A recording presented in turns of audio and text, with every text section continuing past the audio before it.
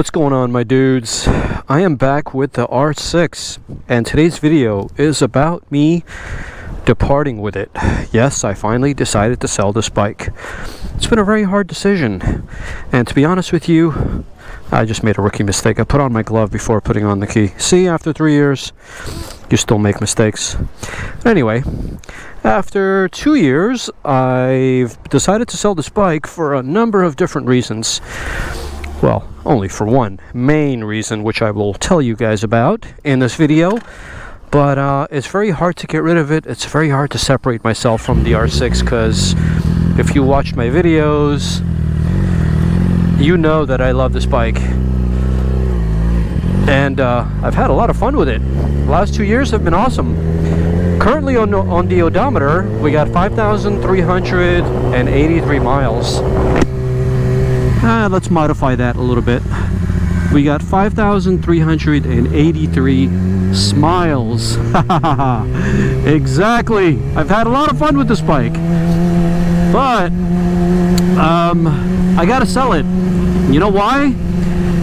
Because lately I've been thinking about another bike, which I will reveal to you guys in a few weeks, I think, or maybe sooner than that, who knows. But you're just gonna have to wait and see. There's a couple of bikes that I've been keeping an eye on, and there's some great incentives for summer deals, and my local dealership and I have been discussing pricing and negotiated everything. And so this is the reason why I'm selling the bike. There's nothing wrong with it, as you already know, but I can't keep 3 motorcycles. Number one, I don't have space for it. Bombshell news, I no longer live inside my van. I rented an apartment. This apartment does not have a garage. So I still keep the motorcycles inside of a storage unit, and I pay $135 a month.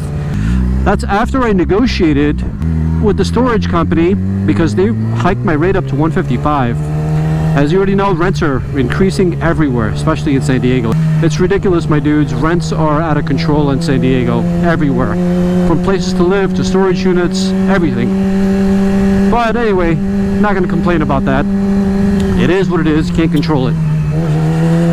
So if I upgrade to a 10x10 unit, because right now I got a 5x5 which fits both motorcycles, then I'm looking at paying $350. What? No way, I can't pay that much. That's just crazy. It's absurd. Even though I could afford it, it's just, you know, it's a matter of principle. It's ridiculous to pay that much money. So that's why I decided not to do it, and that's why I decided to get rid of this bike, because I love the triple simply because it's a naked upright motorcycle. It's comfortable. I can't get rid of we're gonna make a left on the next one. Oops. I can't get rid of the triple because I need something comfortable in my life. I can't have 2 uncomfortable sport bikes.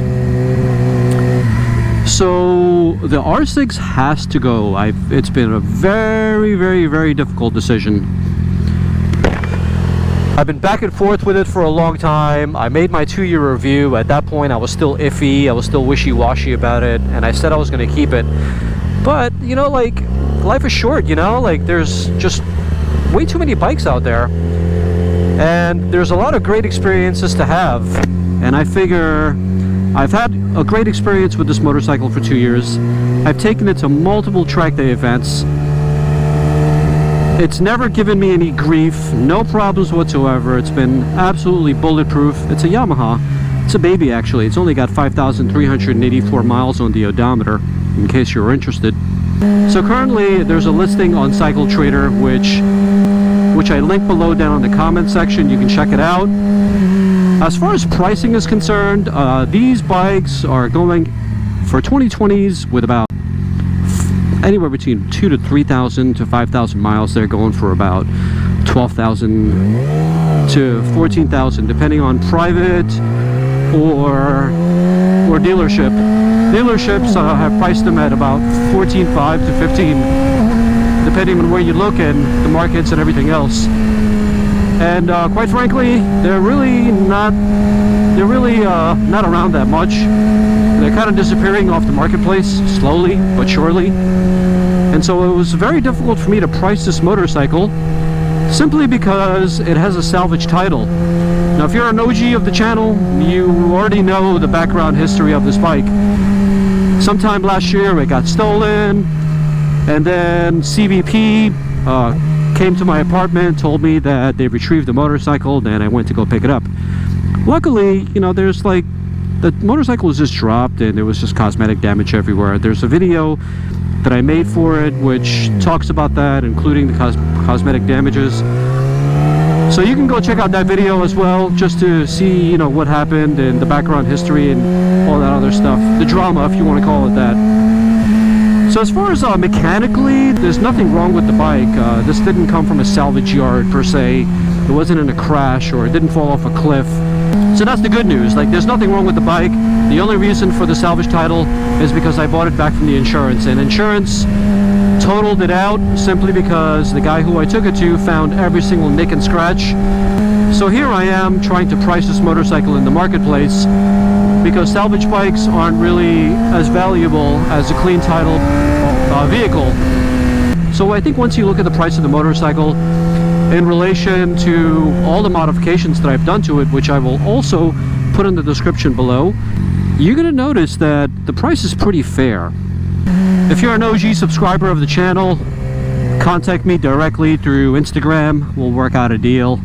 The bike is in San Diego, as you already know. That's where I live. If you're new to the channel, there's an entire playlist down in the description below. Take a look at it. There's so many videos with this bike that you'll be watching for days, if not weeks. As you can hear, the bike is outfitted with a quick up and down shifter. Yeah, this thing is smooth and creamy. The bike is on race shift, but you can change the pattern to standard if you want. Considering that it's a number 46 Valentino Rossi livery, which I paid so much money to do and spent so much time, I thought I'd give it the full race bike experience by making it race shift as well. And man, it sounds good. It sounds really good. Power-wise, 114 to the wheel, etc., etc. I'm not going to get too much into the mod specs because there's a separate video for that. All that stuff linked down in the description below. But for now, we are... This guy's letting me through? Cool.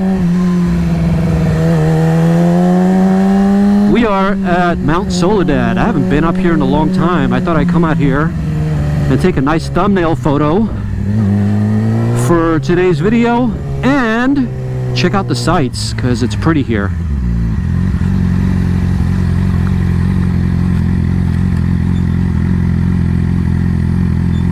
This looks like a good spot.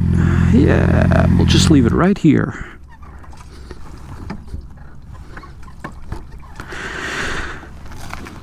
Anyway, guys, let me know if you have any questions whatsoever, and I'll see you guys on the next one. Take care. Ciao for now.